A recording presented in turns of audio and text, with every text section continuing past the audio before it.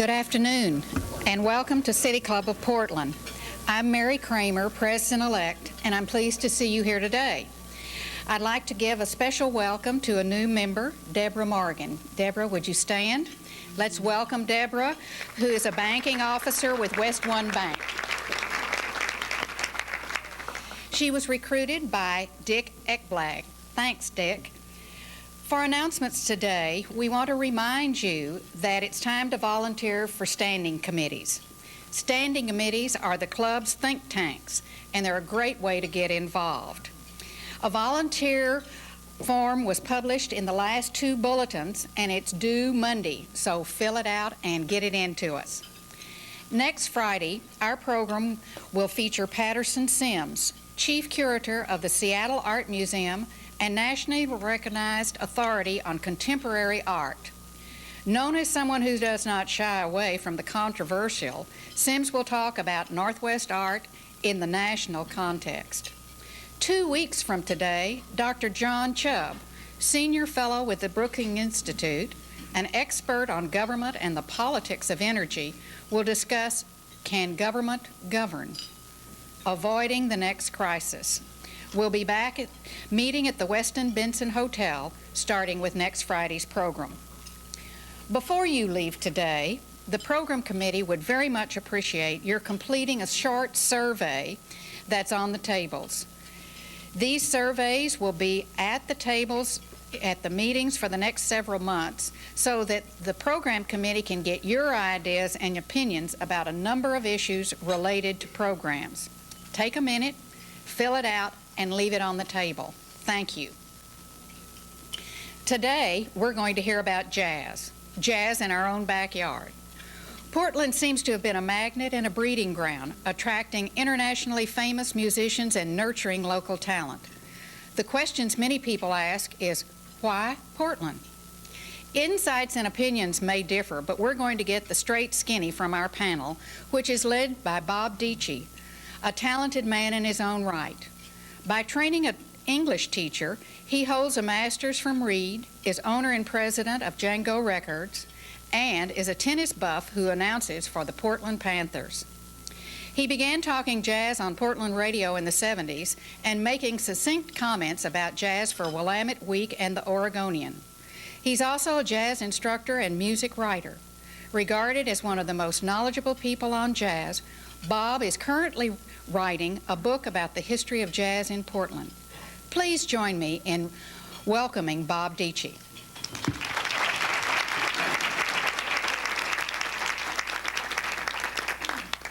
Thank you very much. It occurred to me on my way down here that I would be doing in a few minutes the very thing that used to keep me up late at night and sleepless, and I would break out in hives and I'd be public speaking. And in a few minutes I'd be doing it. But I do have some things to share with you that I think you're going to find very interesting about Portland jazz. And the one thing that occurs is that it's everywhere. It's played in wineries, it's played in shopping malls, in boats, in zoos, under bridges like the St. John's Cathedral Jazz Festival, called by many the best deal in jazz in the whole world because it's free and some top artists play there. It usually happens in July. We play it in clubs, we play it in pubs, we play it in gardens, like the Japanese gardens, for instance. We play it at Otto Crest, called by musicians all over the world the finest place to play jazz in the whole world. So we have a lot here. You can also hear any style in Portland. You can hear Dixieland at the Portland Brewing Pub.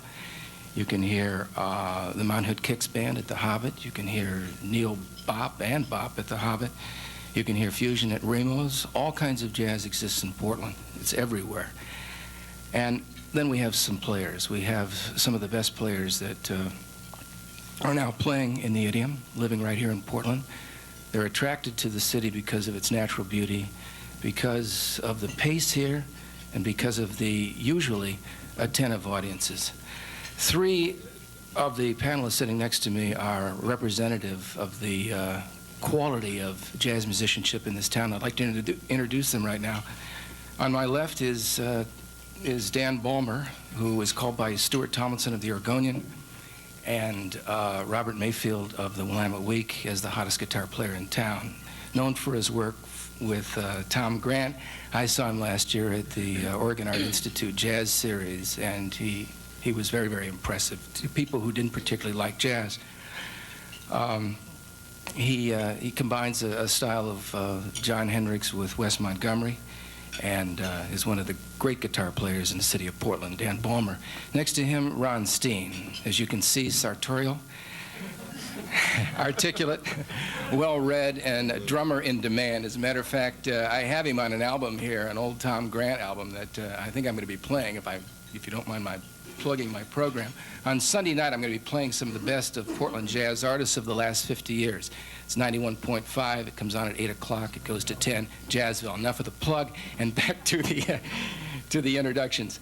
Ron Steen is an in-demand drummer, has played with Joe Henderson, and has played with all those great big names that used to come to Delavans before it was Remo's, and that's when I listened to a lot of Ron Steen, because he had one of the great trios ever in this whole city with Phil Baker and Peter Bow and the great Ron Steen. And next to him, joining a long list of distinguished female jazz artists in this town, including Lorraine Geller and Terry Spencer, is Marianne Mayfield. She's been at Parchment Farm for the last 2.5 years. I remember her work with Dick Blake at the Gold Coin. She plays Fender bass and is a wonderful singer, and you can hear her at Parchment Farm and all over the city of Portland. My favorite record that she's on, as a matter of fact, I'm going to play it on Saturday. She probably doesn't agree, but my favorite group that she was with was called Abrupt Edge with Bob James. Now, with all of that, let me give you a little bit background of how we got there. It just didn't come out of a vacuum. There's a retrospective here, and it's going to have to be brief. I realize that. Jazz has been played, I suppose you could mark it, since the beginning of Monty Ballou in the late 20s when he came to Portland. And the Castle Jazz Band, of which Monty Ballou was the leader, is probably the most famous band ever to come out of this city. There are enthusiasts in Holland, in Japan, in India, all over the world for the Castle Jazz Band, and that's Monty Ballou. Of course, in the 30s, it was a lot of swing bands. Jansen Beach was just beginning, and Sydney's, of course, in the 1940s was really the spot. As a matter of fact, I have an album here, the only one ever made, of remembering Sydney, and those people who are over 40 remember what a grand time that was. First at the Chicken Coop, and then on that place on the corner of Lincoln, and it must be about 5th. I think it's a cocktail lounge now or whatever, but used to be the place to be in Portland in the 1940s. We had McClendon's, which was located right around where the Coliseum is now. We had the Chicken Coop, I already mentioned that, and the Shadows, where I even sat in once, which was a great place to play in the 1950s. And once in a while, John Wendelborn, former writer for the Oregonian, used to bring his baritone horn out there, and those were great days too. Had some big bands that I'd like to mention: Walter Bridges, Woody Height, the great Mount Hood Kicks Band. If you haven't been out to the Hobbit on a Monday night about 7 o'clock, get there early and witness one of the great jazz bands in America, and available every Monday night, the Kicks Band. We had Freddie Keller at the old Palais Royal. We had Jansen Beach. I'm going to play on Sunday night The Unusual Ellington. This was done at McElroy's. Maybe you remember the great dance hall downtown in Portland, Papa McElroy's, and also taken from Jansen Beach, where all the big bands used to come in the 40s and 50s, and that's one thing I really miss about Portland. Well, that's it for sort of a retrospective. Now I want to talk about, that's the ideal. I'd like to talk about the way things really are, the jazz life. And for that, I'd like to turn to the panel. What it's really like out there when you have to make a living playing this music. Anybody want to comment on that? Go ahead.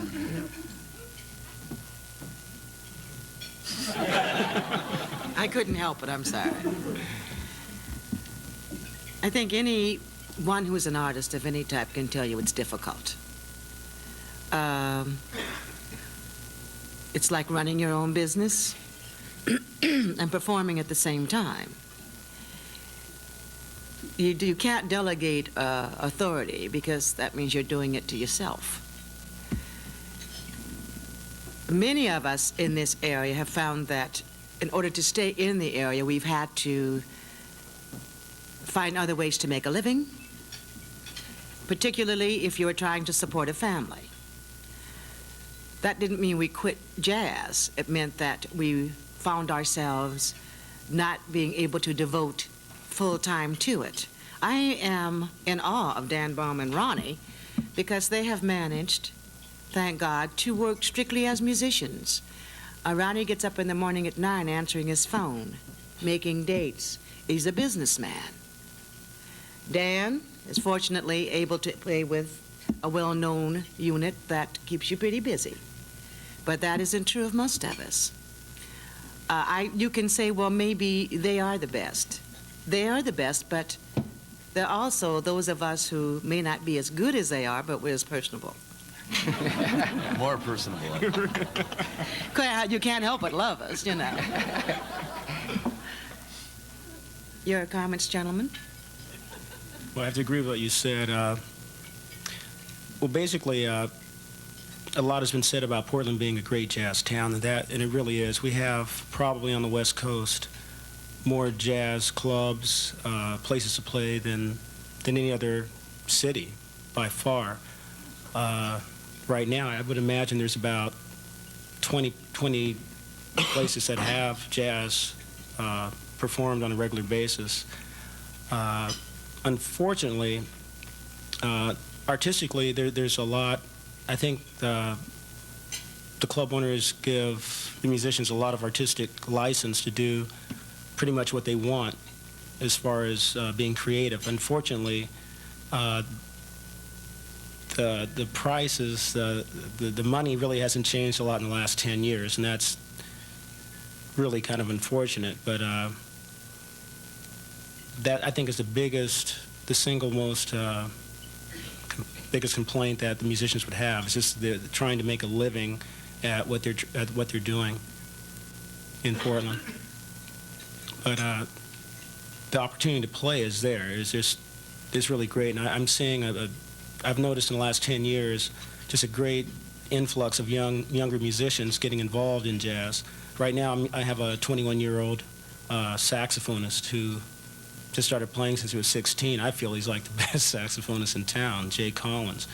And I'm seeing these young kids, like at the jam session I run on Sunday evenings at Ramos. They're as young as 15 years old. George Fendel's son, what's his? Mark. Mark Fendel. He's like 15 years old. He's already, you can see the seeds are there. But it's hard. I can help. I really enjoy helping younger musicians and encouraging them, but the hardest part is to really let them in on what they might have to expect. Like Marianne said, is making a living. That's not taught in music school. But they can hone their craft, and this is a great city for that. And I really don't know how that can be remedied, because I really can see both sides of the coin. On the one hand, being an artist, it's very easy to want to get a lot, or to get more money, and to be appreciated in that way. And yet, dealing on the other side, as I have, like in booking things and booking different artists, is a lot of times the money just isn't there. This is a jazz town, and I think the audiences, by and large, are really supportive. I just don't know, because of the amount of musicians that we have here and the amount of places to play, how it could be a little more economically viable for all the musicians that we have. I guess what we're talking about today is paying your dues, which was a musician expression to begin with, and now it's picked up and used colloquially. Dan, what are some of the dues you have to pay if you're going to be a musician? Not necessarily in Portland, but everywhere, a jazz musician. Well, that's excuse me. That's a good question. That's sort of a legendary thing. I think a lot of the notion of dues paying is just the experience you get on playing on stage. In jazz, a lot of the way you learn to play is through jam sessions like Ron hosts every Sunday at Ramos, and that's where you go out and you play with people better than yourself, and oftentimes you're lost, you make mistakes, you pay some dues on just the emotional level there when Ron calls you to his side, off to the side of the stage, and says, you never play the head after that chorus or what. You wait till everybody's through, so you pay some emotional dues along the way.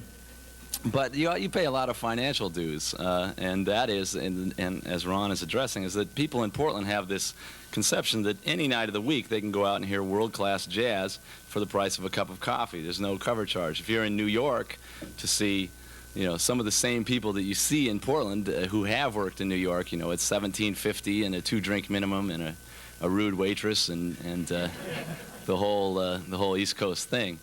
And so people in Portland, I think, they're blessed and sort of take it for granted that they can have this quality of music. If you go see a movie, this is how I sort of equate it to. If you go see a movie, it might be bad, it might be good, but either way, it's going to be $5.50 if you see it at one of the luxury theaters. See a band, you're paying nothing, and they're going to be good if it's a band you like. And with the Tom Grant Band, now they start to charge a cover, but that's one of the few bands that they're doing that with in town. So you pay a lot of financial dues, and there's the stress of working when the rest of the world is out entertaining. I had a realization the other night as I looked out into the audience and saw several couples that looked like they were on their first date, and I thought, yes, I'm the catalyst for their relationships. However, not much dating to be done at 1 in the afternoon when I'm available. So there's dues on all levels. Plus the touring with Tom Grant, we've paid dues on the road with Tom Grant that of pretty serious nature, of traveling in a motorhome and sleeping in a motorhome and 5 guys using one bathroom and everybody showering in the morning and eventually using washcloths for towels.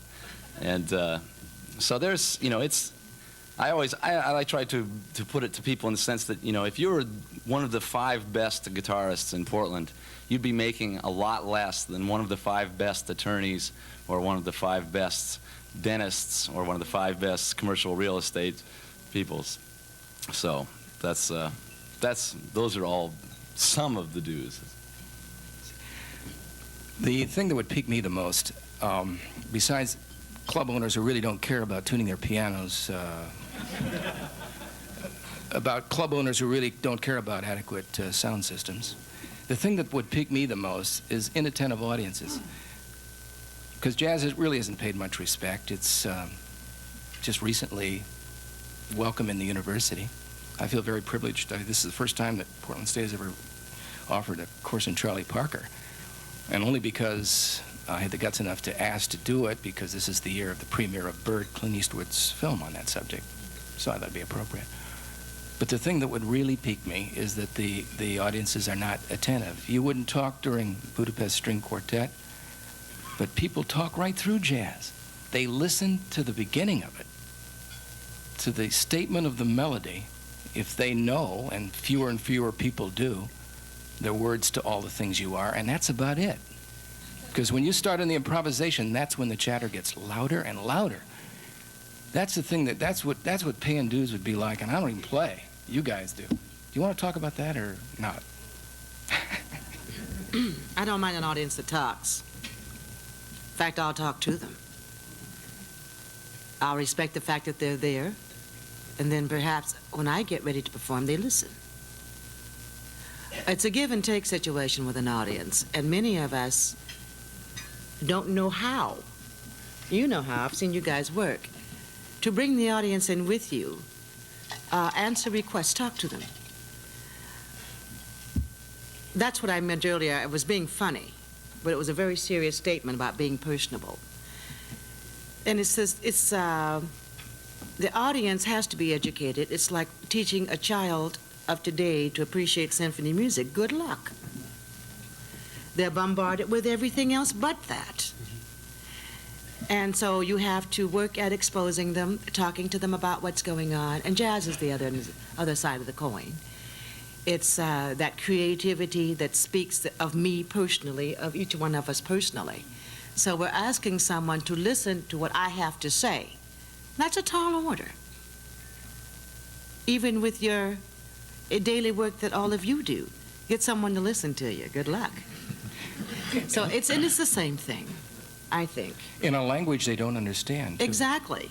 But it's an educational process, I think, through anything you do. Are you suggesting maybe jazz in the primary levels, if I'm not reading too much in that? Well, I do it every year. Sonny Rollins in the 3rd grade? Yes. Have them do an art project to Sonny Rollins. Draw what you see, draw what you feel. You have to listen in order to feel. And that's one of the vehicles I use in my classroom.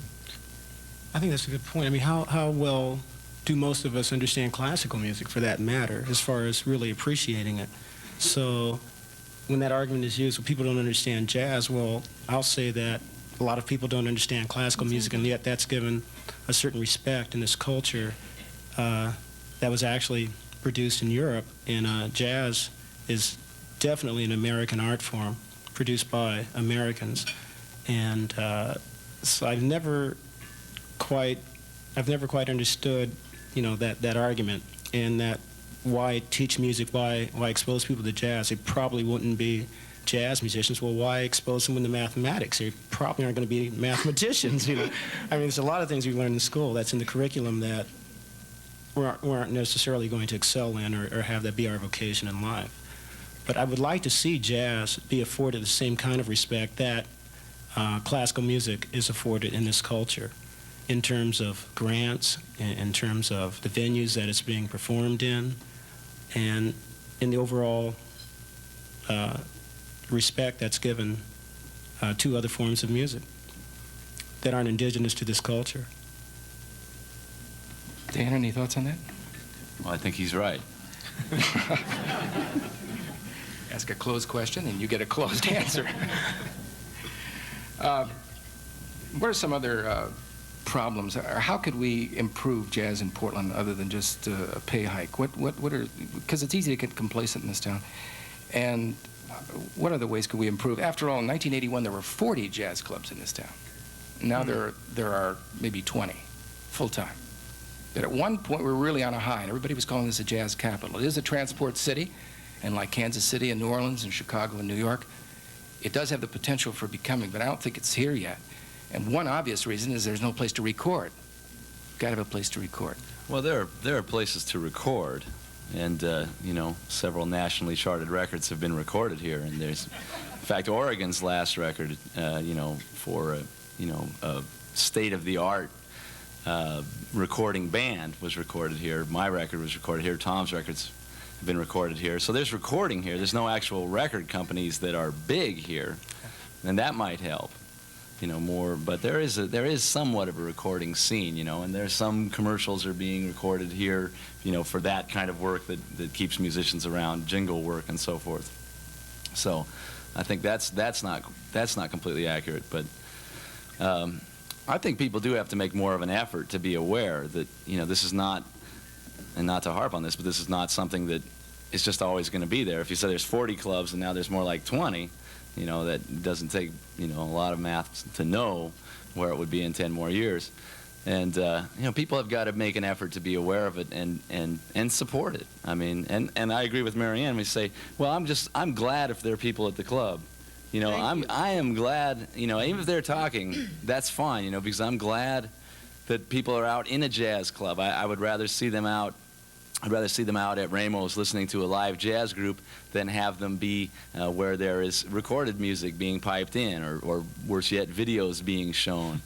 I think that's fine. And if people are talking, I know some of them are hearing it, and the club is happy, and I'm getting a chance to do what I love. And them being there makes that happen. So that's just an addendum there. But I feel the same way. It's just good to see some faces out there, and everybody in Portland has to be aware of that, support that. And when the opera is in trouble, everybody, jumps to their checkbook. So it's the same thing. It's music of the same depth and sincerity and import. And so we should all keep that in mind. I'd like to see some a little more corporate sponsorship, perhaps, involved in jazz, in education, in actual concert promotion. And I think it would actually be very cost effective, because what it would take to perhaps underwrite, let's say, a small festival, like a festival like the Cathedral Park Festival, which is under the St. John's Bridge. If a large business concern, say like one of the local businesses here in Oregon, Portland, or to underwrite that, for that same amount of money, if they were to just have some TV ads or newspaper ads, it would far exceed the amount of money they would spend in promoting a concert, and yet they'd get all the free advertisement just through the radio, through the television anyway, because they'd be promoting that event. And I think that's something that could be looked into because it makes sense on both sides, for the artists, for the promoters of it, and for the people who are backing it. It's very cost effective. That's just one way I think that things can be made better as far as promoting jazz and having some money behind it. Right? Any other ways that... I would just like to see a greater vehicle here also for our young that are coming along, and for those of us who choose to make a living being artists and perhaps passing on to the young ones as these guys are doing, and as I have done with some of them.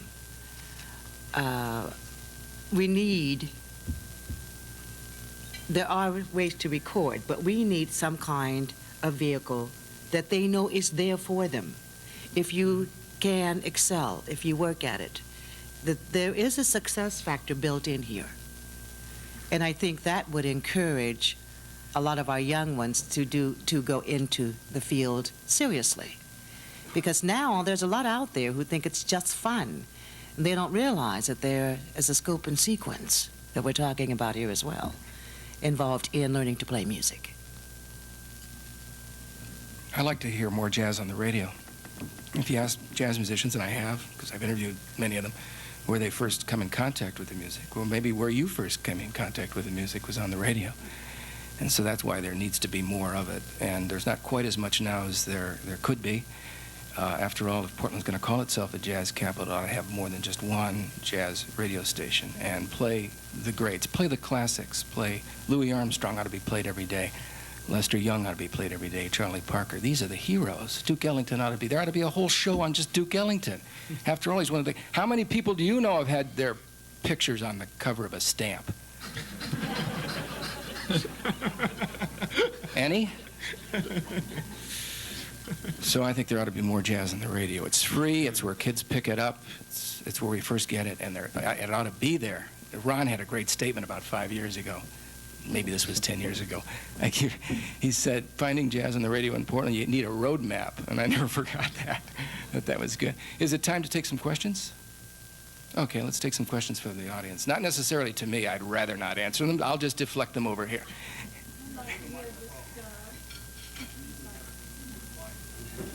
Oh, okay.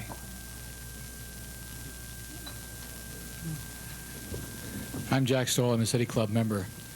A comment first. Bob, you're still teaching at Portland State history of jazz? Once every other summer.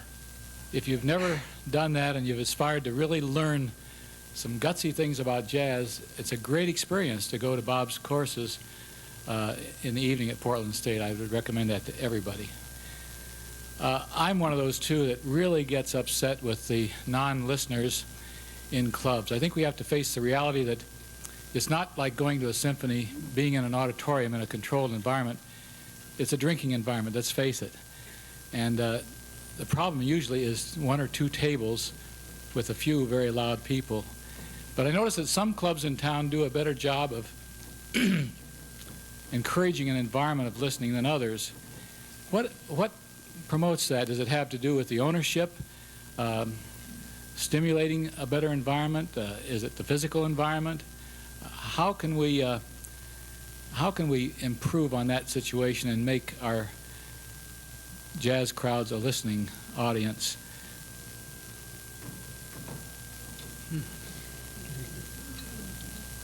I think the players should answer that. Well, I think it's all of the above. Certainly, it's a physical environment of the club. I can remember when what's now called Ramos was Delavan's when it first opened. It was pretty formidable in terms of the physical layout. It's quite well done, and so it's almost like you felt as if it would be really inappropriate to act really raucous, or although it's a drinking crowd, of course. I mean, because that's kind of unfortunately part of what this business is. But because there is drinking, as Jack said. But the crowds were a lot more behaved, I guess, if you will. I really don't know how that's a very good question. I don't know how that can be avoided. I would like to see, though, clubs having, grand pianos that are tuned, proper sound systems, and to have an appealing physical layout, which many of them do. I mean, some of those clubs are like clubs like Ramos or Cafe Vivo. There's, other places. What's it called? Father's or Third Avenue now, which is really fabulously laid out. And so that when you enter that kind of environment, you're less likely to, misbehave, I would imagine. Well, there again, also a cover charge makes a little difference there too, because there, when people pay a little bit to see music, they have a tendency to pay a little more attention to it. Although that doesn't solve the problem completely. No. I work at Parchman Farm weekends. I have for the last 2.5 years. The audience has become very attentive, and they respond positively. And it has to do a lot with how you present yourself to an audience. Again, we say, it's learning that stage presence that says, I am here for you. We are friends, but I am still here. And I expect certain things from you, and I will give you all I can give you if you allow me to do so. And you'll find if you can develop a way to put this across to an audience in response to the gentleman's question, it does make them want to listen to you, but you become somebody they know. And we're going through a phase here I've seen in a lot of clubs where they have preconceived notions of what jazz is, people who come in. A lot of them are new. We're building a clientele in a sense. I've noticed a lot of new faces in my own club. So they have to learn the etiquette that we would like to see there in that environment. And you have to be patient, but I will say that I have seen a great deal of improvement over the last 5 years in the audience myself. I'm sorry for the loss of the Prima Donna. That was one of my favorite clubs. I love the low ceiling. I love the way that the guy felt about jazz. It was real. I love the people that owned it. Yeah. Yeah. George It was and Mary. fun. And there was a dance floor there, and I think we were talking about this the other day, that was an inspiration too. Well, it is, because people get involved physically with what you're doing. And it does make a difference. And I would like to see, for instance, this new, it's on the east side, what's that called, that project? Wait, no, I'm sorry. That project they're building over there on the east side? Convention Center. The convention center. Project. Well, it is a project. Just a small project. Just a little project, I would like to see someone come in there with a nice area close to motels, hotels, because a lot of people are afraid. We're looking at a crime problem. We're looking at a lot of things that scare a lot of us. So I would like to see things in that area that can be, you can keep things controlled. I'd like to see a nice large club, a dance floor, place where people can go have dinner and dance. And not just sit and listen, but get actively involved. You can dance to jazz music if you can dance. If you have any questions, you may write them on these forms that you see on the table, and staff will pick them up. Hi, Bill Long, City Club member. It'd be interesting for me to hear some of your stories about why it is that you chose to be jazz musicians, and what it is that you think you're trying to say through your performing and through your music. If you can help us out, that would make me humanize you a little bit more even than you've done already. Thanks. Well, I'm turning once again to the panel, since I'm not a full-time player. What is it you're trying to say, Dan? We've been wondering. Yeah, right. I know that. Bob, Those flurry of Bob has notes. even made that clear on a radio interview, just what it was I was trying to say musically that he was wondering. What the attraction of jazz for me is that I believe that it is high art. It's an intellectual and emotional pursuit simultaneously. It's as difficult physically to execute as any classical music. Wynton Marsalis, the only musician to win Grammys in both jazz and classical music, will tell you that I think he felt the one in jazz was harder to win. it's as difficult to execute as any classical music, and yet at the same time it requires sort of a spontaneous intellectual ability to get through chord changes, what is happening as the structure of a tune. Simultaneously, it has no meaning if it's not completely connected with emotion. And so, for me, I started out playing rock guitar like most guitar players did. To me, it became a much more interesting challenge than playing rock music, which is quite a bit easier in many senses.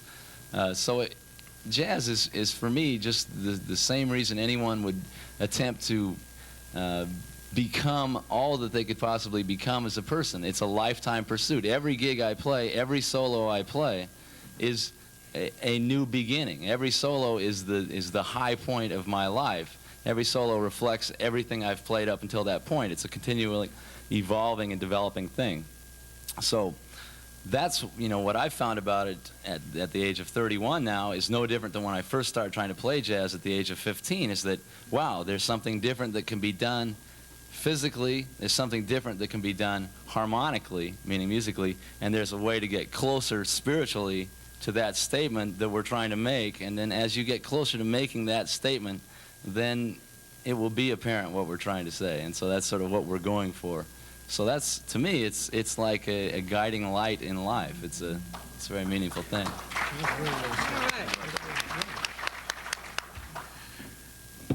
Ron. Well, I can't. It's like trying to follow Charlie Parker, Miles Davis. Put down your horn. Go ahead. Anything? Well, on drums now, it's a little. They might think that that's a little different because how are you going to express a melody on a drum, or how would you do that? Do you have any idea? Do you have any idea? Well, what got me attracted to jazz, I was exposed to it at a very early age through my mother, and actually Sid Porter's nephew, Evan Porter. And again, it was the best music that I had ever heard, and I just immediately had an emotional identification with it, and I just felt it was something I felt I kind of had to do, and I felt it was something I could do. It was just a matter of making that connection and getting involved in the music. And as Dan said, I think it's the best example of a mind-body connection that there is. I think jazz represents the highest form of music on this planet. I really mean that. I don't know any other kind of music that combines rhythm and harmony the way that jazz does. And I think it's even the jazz of the 40s has exceeded harmonically what was happening in most music has ever been created. So it's just the best example of music that I know that there is. And that's how I got involved. I heard just by listening to it and playing it and being exposed, and I was able to, at a very early age, even with Bob's help, on one occasion when he loaned me his drum set. That's right. That's how it began, actually. No, but it was just that need to have that kind of expression that I felt jazz could afford me. I mean, I couldn't express these kind of things, these musical ideas, any other way for myself. And that's what I identify with, and that's about the best way I can say it.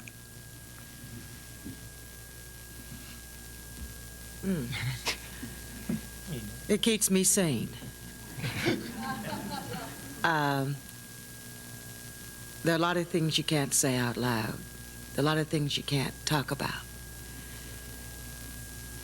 Or maybe you shouldn't talk about, but you can sing about them and you can play about them.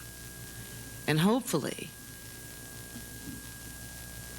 through my music, I can tell you about them without telling you about them. I hope I made sense. And we can communicate that way to each other. That's my way of communicating. It's also a chance to just express what you're feeling at the time it's like he says, the emotional thing. It's if you're happy, it comes out that way. If you're sad, it comes out that way.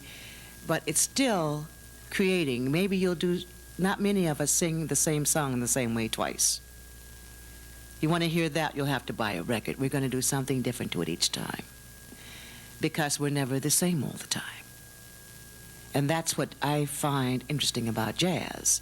There's a freedom in jazz. I didn't find it when I was a classical player. I played upright bass as a kid. And I found the freedom to express, but not the freedom to express me. I was expressing someone else. That someone else was also very real to me, however. And through that, the other vehicle became jazz. And I am over 31. I won't say how much older, darling. And I still have that need to express myself in that manner. Ralph Appleman, member of City Club. I'd like to make 2 comments first and then ask a question. I think 2. Anyway, my own experience. I've always loved jazz from as young as I can remember. However, I disliked or hated classical music, opera, until I was forced to sit down and listen. Now, that seems to be one of your problems, getting people to listen.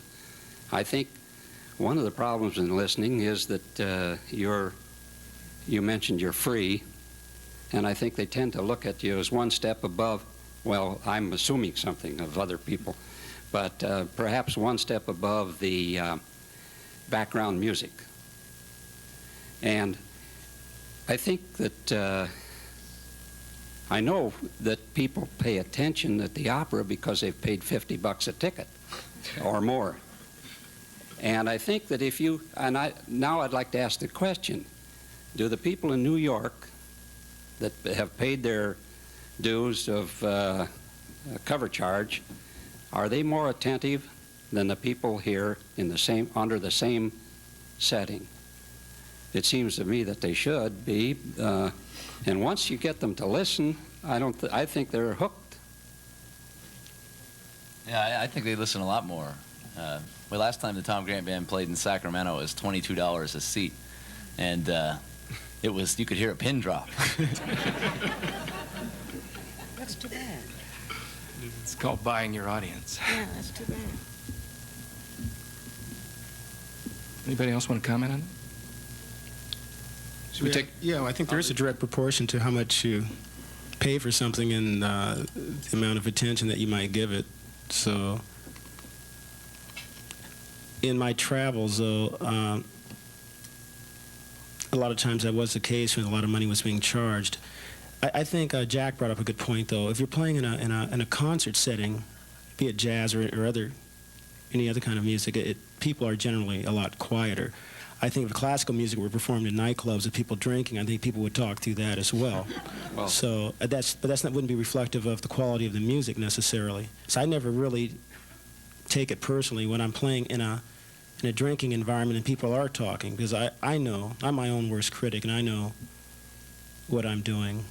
As far as, I'm criticizing my own performance, so I don't see that people talking or not paying attention is really indicative of what I'm doing. I disassociate myself from that. May I respond to that? I attended a Duke Ellington dance in northern Indiana once. Now, you go there to dance, but no one danced. Everyone stood around listening. In other words, if you get them to listen, they're hooked.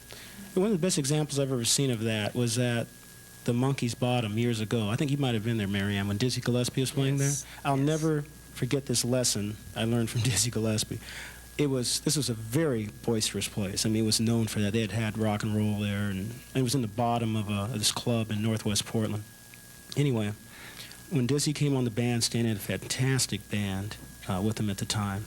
And when he started playing, he played so quietly that he was totally inaudible. So the audience had to come down because they saw him playing, but they couldn't hear anything.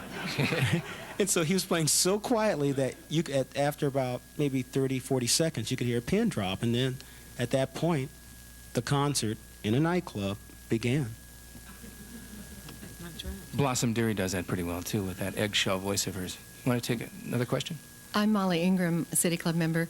I used to dance at the Prima Donna. I liked it too.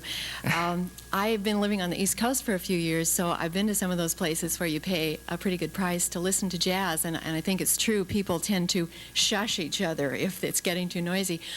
But my question is there a perception that we in Portland are so used to so many wonderful free goodies that we just won't pay cover charge? Why aren't the clubs asking cover charge for really high-quality music? I think a lot of that is just it's the competition. It's like why does any industry raise their prices? I'm sure whatever industry you're in, if you're in sales of whatever kind, if your competitor is charging a certain price, you'll be charging the same price, or else you'll be out of business. Well, I think a lot of the club owners feel the same way. If one club isn't charging the cover, they don't want to charge a cover because people might tend to go to the places that aren't. And I think Dan's in a particularly unique situation playing in Tom Grant's band, because Tom is like #1, I believe, on the Billboard charts in jazz, which is like very, very good. So people don't mind doing that in that situation. Some of the other clubs are kind of torn between that. I think if it's going to happen, it has to happen unilaterally, where they all do it at once. Otherwise, it would be kind of unfair for the clubs that are charging to compete against the clubs that wouldn't be. Especially since, unfortunately, a lot of times people can't tell. They can't discern maybe who they might like in a jazz setting better than another band, necessarily. And honestly speaking, there's a trumpet player like here in town, let's see, like Thera Memory. Well, to the average listener, I don't know if they can really tell the difference between Thera and Wynton Marsalis. If Thera had been out there and no one knew Wynton, I think they would have liked it to a large extent the same. And I feel this way about the other members on the stage. I think Marianne Mayfield is one of the finest singers in the United States, and Dan Balmer is by far one of the best guitarists out here. And it's just the difference between these people and maybe Sarah Vaughan and Pat Metheny is just, some promotion. I really sincerely believe that. Can't get a higher compliment than that. Next. Madam Member, I'd like to get into economics a little bit more. I have 2 sons, Mike and Brian, that have 15 brew pubs around the area. They have tried live bands, and they have not been able to make enough money using the band to pay for the band. They've tried the cover charge. I think they've tried passing the hat. They've tried asking people to contribute to the band. Real problem. Do you believe that a pub can support a band or pay a band, or do you think that it would have to be a hard liquor place, or do you think a cover charge might work in a pub? I think it would depend on the kind of jazz they were playing in a pub. I can't imagine chamber jazz, but I could imagine somebody like Jim Goodwin and Dave Frischberg getting together, which happens at the Portland Brewing Pub, and also at the Horse Brass Pub where Monty Blue is playing even tonight. So I think a lot depends on what style it is. I think a lot of times the benefits that are accrued from having music are not directly, seen that evening. In other words, a club like Ramos, people know it's a jazz club. People know it's going to have nice music. People know it's going to have high-quality music. People will go there. They know, they become acquainted with the restaurant portion of it. It's the whole thing, the whole atmosphere. Oftentimes, when you have a band, it's like you can't go, well, I'm going to have a band Friday night. I'm going to pay them X number of dollars, and if I don't see X number of more dollars clear, then I've lost money on this. The brew pubs are great places. I drink beer there all the time, so it's not any kind of statement about that. But a lot of times I do think a hard liquor bar, more of a restaurant, those things make a difference. But it's people who have jazz in their clubs have got to recognize it's not going to pay for itself the first night.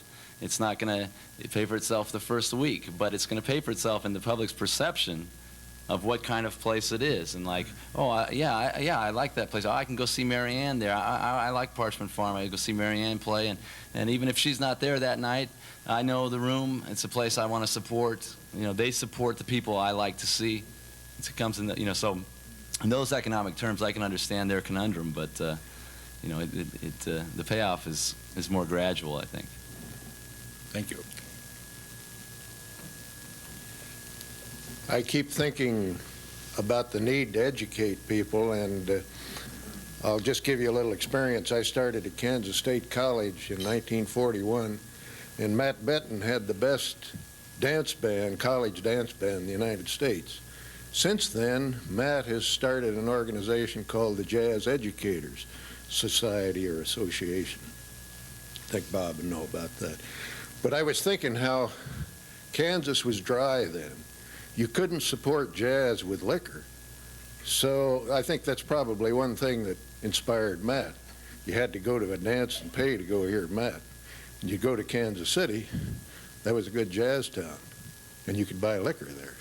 So I think it's a close association with liquor and jazz that you've got to get beyond to get it up to that level of respectability where people will pay $70 like they do for the opera. Good point. Yeah, that's I agree. yeah. That's been a tough issue. Well, it's happening to some degree.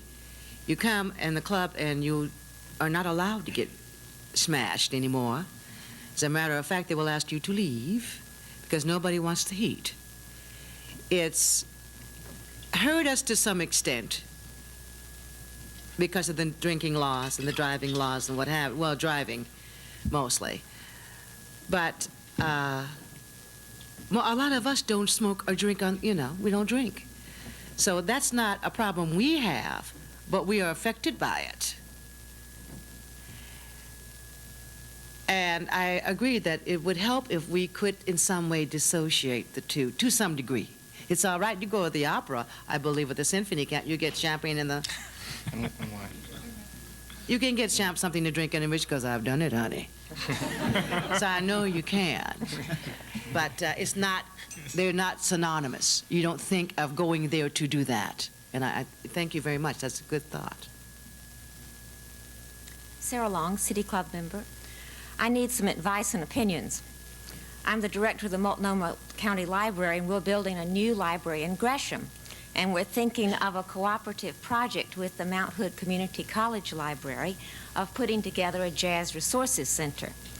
We'll pass the hat later.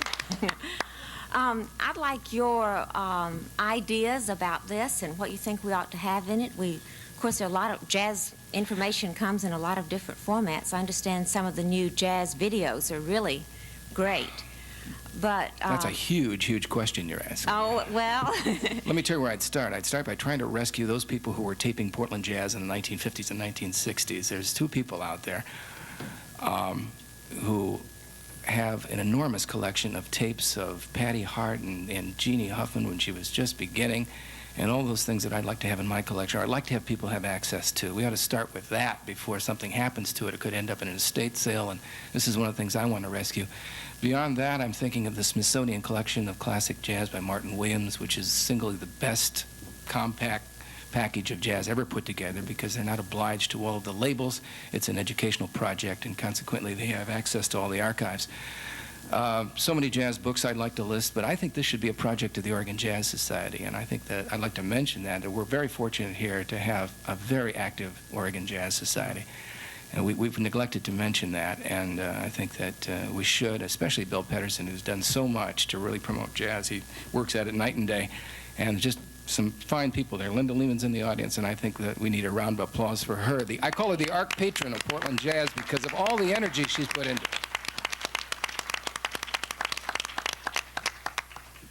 Yes. Well, I appreciate that. Do you think we ought to have all formats? I mean, records and books and tapes and videos? Definitely, because we've got reel-to-reels. We've got 78s that have never been transferred to 33s, or we got 45s that have been transferred to 33s. We've got compact discs that are turning up material that never turned up on LPs. So, yes, we need all formats. Well, what about the whole business of jazz history? I mean, do you think this is appropriate for the library, or is this the Historical Society, or... Well, of course, it's the only indigenous art form this country's really ever produced. So I think that, without a doubt, Yes. It's the thing the Russians like best about us. That's great. That's great.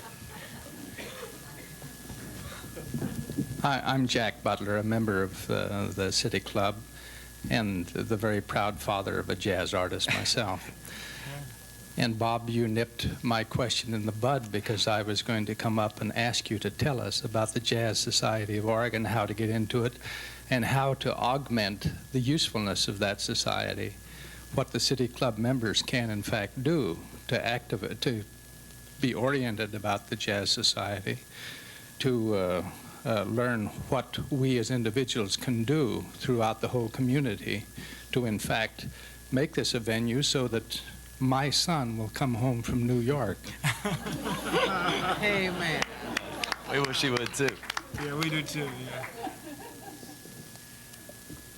Well, I think you ought to become, you ought to be on the list of the Oregon Jazz Scene, which is a great newsletter that comes out once a month, and I would recommend seeing Linda, the lady in the pink dress over there, if you're interested in getting on that list and also becoming a member, because they need more members, they need more support. They're the people that really get a lot of things done in the city that are sort of under the, in the background. I would just like to acknowledge a very fine musician who's here today, Mr. Gordon Lee, who's a member of the Mel Brown Sextet that just performed at the Playboy Jazz Festival, and plays over the Hobbit, which is one of the finest jazz clubs in Portland. They have jazz there, I believe, about 6 nights a week, I think. And just wanted to do that because Gordon's a very fine pianist and composer, and he has a new album out as well with the Mel Brown Sextet. We want to thank our panel for a wonderful presentation.